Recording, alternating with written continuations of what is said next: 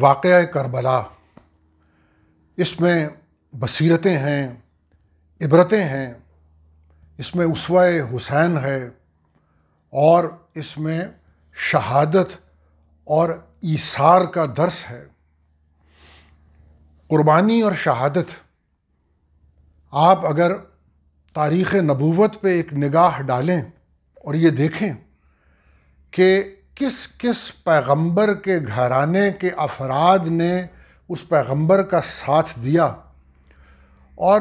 کس کس پیغمبر کے گھرانے کے افراد نے ساتھ نہ دیا اور اس نور کو قبول کرنے سے انکار کر دیا، یہ ایک دلچسپ مطالعہ ہوگا۔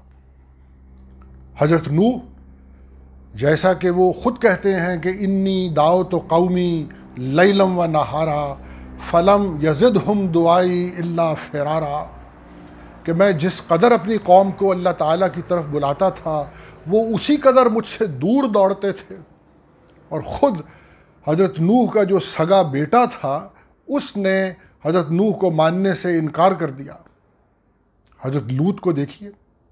کہ ان کے اپنے گھر میں ان کی بیوی جو بیٹھی ہوئی تھی اس نے اس نور کو قبول کرنے سے انکار کر دیا اور کہا کہ میں تمہیں نہیں مانتی ہوں۔ اور یہ محمد الرسول اللہ صلی اللہ علیہ وسلم کا گھرانہ ہے، یہ سید الاولین و سید الآخرین کا گھرانہ ہے، اور یہ ختم المرسلین کا گھرانہ ہے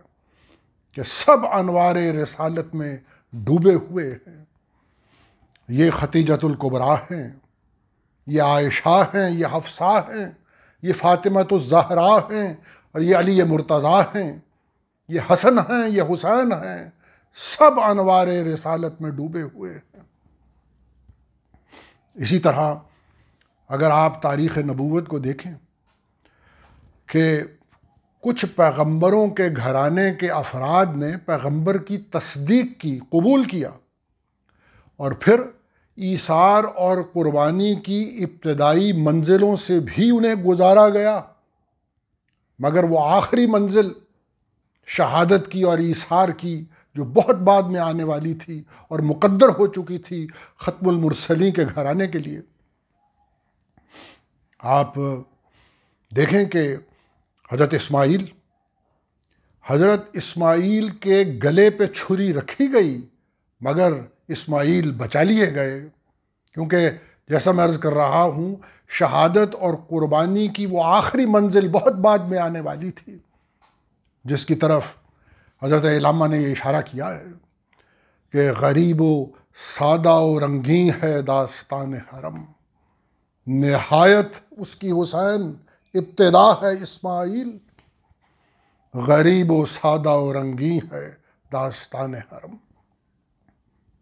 حضرت اسماعیل کے گلے پہ چھری رکھی گئی مگر اسماعیل بچا لیے گئے، مسیح سولی کی طرف لپکے مگر اٹھا لیے گئے، اور یہ محمد الرسول اللہ صلی اللہ علیہ وسلم کا گھرانہ ہے کہ سب شہادت کی رنگین قبائیں پہنے ہوئے سارے گھرانے نے مل کر جام شہادت نوش کیا۔ یہ قاسم بن حسن کا لاشا ہے، یہ علی اکبر کا لاشا ہے، یہ علی اصغر کا لاشا ہے، یہ ابو بکر بن حسن کا لاشا ہے، سارے گھرانے نے مل کر جام شہادت نوش کیا، سب شہادت کی رنگین قبائیں پہنے ہوئے، سب شہادت کے لہو میں ڈوبے ہوئے، سب کے جسم خاک اور خون میں لتھڑے ہوئے۔ یہ وہ ایثار اور قربانی ہے جس کی آخری ارتقائی منزل ہمیں کربلا میں نظر آتی ہے کہ یہ حضور اقدس علیہ الصلاۃ والسلام کا گھرانہ جس نے مل کر جام شہادت نوش کیا۔ تو میں یہ عرض کر رہا ہوں کہ بہت سے پہلو ہیں اس واقعہ کے، اس میں ہمیں وفاداری کا درس بھی ملتا ہے، اور پھر اگر میں آپ کو لے جاؤں تاریخ نبوت کی طرف کہ یہ واقعہ کربلا اور وہ افراد کتنے وفادار تھے اور کتنے جاں سپار تھے، ہم دیکھتے ہیں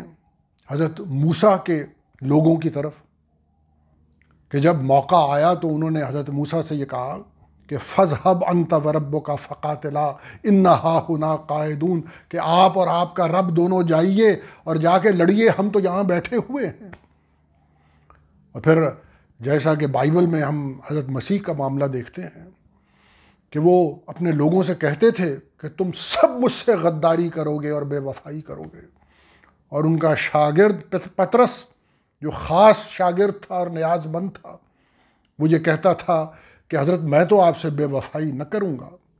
اور ایک روز آخر حضرت مسیح نے اس سے کہہ دیا کہ پطرس تم وہ پہلے شخص ہوگے جو مجھ سے بے وفائی کرے گا۔ اور پھر انجیل میں یہ لکھا ہوا ہے کہ وہ شخص جس نے صبح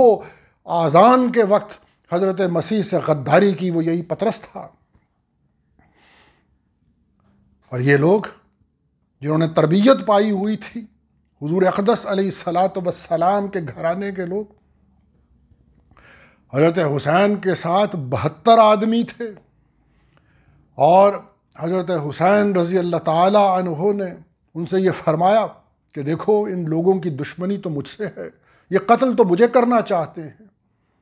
تم سب کو میں اجازت دیتا ہوں تم چلے جاؤ۔ اور آپ نے چراغ بھی بجھا دیا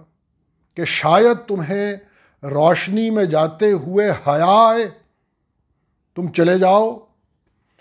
میں چراغ کو بجھا دیتا ہوں۔ اور پھر جب آپ نے چراغ روشن کیا تو 72 کے 72 آدمی وہاں بیٹھے ہوئے تھے، اور سب یہ کہہ رہے تھے کہ آئے امام ہم تیرے بعد جی کے کیا کریں گے، 3 حرف ہیں ایسی زندگی پر، یہ ہمیں مار دیں، ہماری راکھ ہوا میں اڑا دیں، ہم پھر زندہ ہوں گے اور پھر فاطمہ کے لال پر یوں ہی جانوں کو چھڑکتے رہیں گے۔ جیسے پتنگے شمعدان پہ نچھاور ہوتے ہیں، وہ اس طرح سب حضرت حسین رضی اللہ تعالیٰ عنہ پہ نچھاور ہو گئے۔ ایسے وفادار، ایسے وفا شعار آدمی تاریخ میں کوئی دوسری مثال ایسی نہیں ملتی ہے کہ ان میں کوئی ایک بھی تو غدار نہ تھا، ان میں کوئی ایک بھی تو نمک حرام نہ تھا۔ تو وفاداری کا درس ملتا ہے اس واقعے سے ہمیں، اور اسی واقعے سے ہمیں خودداری اور غیرت کا اور حمیت کا درس ملتا ہے۔ جیسا ہم تاریخوں میں پڑھتے ہیں کہ حضرت حسین رضی اللہ تعالی عنہ کے خیموں میں 7ویں محرم کو راشن ختم ہو چکا تھا اور پانی ختم ہو چکا تھا۔ دیکھیے تاریخ دونوں طرف سے لکھی جاتی ہے، دشمن بھی تاریخ لکھتا ہے، لیکن کوئی مورخ یہ ضبط تحریر میں نہ لا سکا کہ حضرت حسین کے خیموں سے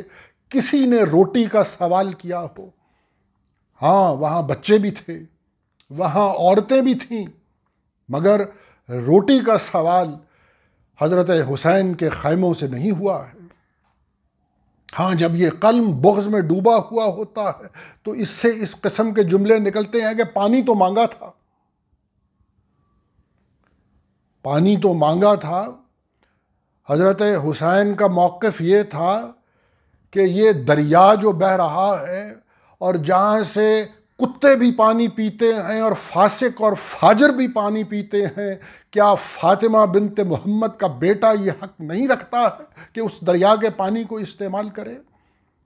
وہ پانی یہ تو نہیں کہہ رہے تھے شمر سے کہ جاؤ اپنے گھر کی چھاگنوں سے مجھے پانی لا دو، اور وہ ابن زیاد سے یہ تو نہیں کہہ رہے تھے کہ جاؤ اور گھر کی سراہیوں سے مجھے پانی لا دو۔ وہ تو یہ کہہ رہے تھے کہ یہ دریا جو بہہ رہا ہے اور جانور بھی جہاں سے پانی پی رہے ہیں اور فاسق اور فاجر بھی اس کے پانی کو استعمال کر رہے ہیں، تو کیا میں اور میرے بچے یہ حق نہیں رکھتے ہیں کہ اس پانی کو استعمال کریں؟ روٹی نہیں مانگی حضرت حسین کے خیموں میں سے کسی نے۔ یہ ہے وہ غیرت کہ جو مانگنا ہو اللہ ہی سے مانگنا، غیر سے کبھی سوال نہ کرنا۔ یہ ہے درس واقعہ کربلا کا، یہ حمیت اور یہ غیرت۔ تو اسوہ حسین سود و زیاں کے سب پیمانے توڑ کر نتائج سے یکسر بے پرواہ ہو کر، میں اسوہ حسین عرض کر رہا ہوں کہ وہ مضمر ہے ان جملوں میں، سود و زیاں کے سب پیمانے توڑ کر، نتائج سے یکسر بے پرواہ ہو کر، حق محض اس لیے کہ حق ہے اور یہ تقاضا رکھتا ہے کہ اس کے لیے تیغ اریاں ہوا جائے، اور باطل محض اس لیے کہ باطل ہے اور یہ تقاضا کرتا ہے کہ اس سے ٹکرایا جائے۔ یہ ہے اسوہ حسین، اور یہ ہے حضرت حسین کا موقف، اور وہ آخری وقت تک اپنے موقف پہ کس طرح قائم رہے، اور کس بے جگری اور کس شجاعت کے ساتھ قائم رہے۔ حضرت حسین جب تنہا رہ گئے اور حضرت امام کے ارد گرد ان کے خانوادے کے افراد کی لاشوں کے انبار لگے ہوئے تھے، اور ان کی پیاسی اور بلکتی ہوئی بچیوں کی آوازیں ان کے سامنے سے ٹکرا رہی تھیں، آپ دیکھیے کہ اس وقت بھی خود حضرت حسین جب زخموں سے چور ہو کے گر رہے تھے، ان کے وقار کا دامن کس طرح بے داغ تھا۔ وہ اسد اللہ الغالب کا بیٹا، وہ فاطمہ بنت محمد کی آغوش میں پرورش پانے والا، وہ سرور کونین کے کندھوں پہ سوار ہونے والا، وہ جنت کے جوانوں کی سیادت کرنے والا، جب وہ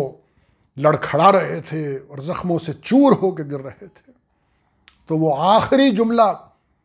جو حضرت امام نے ادا کیا اور مورخوں نے جسے محفوظ کر دیا،